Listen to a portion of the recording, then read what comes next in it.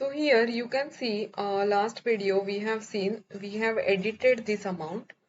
Now according to the date you can change the date and you can click to the receive button.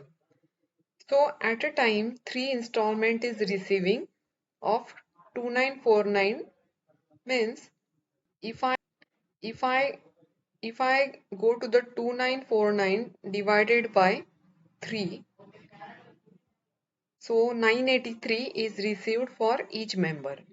So if I click here, if I go to the, let's say G dash Nashik. Now if I view the members, here you can see 93 number. I will just click to 93 and I will go to the transaction. So here transaction you can see I have successfully received one installment 93 and you can click here to print the receipt.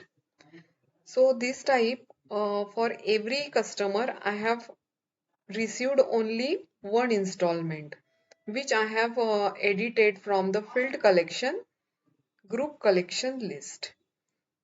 So here you can whatever amount you can click on the hyperlink and you can reset your amount revised group amount and you can set from the set group amount.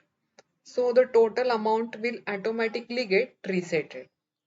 So thank you friends for watching this video and don't forget to like our video from YouTube. Have a great day.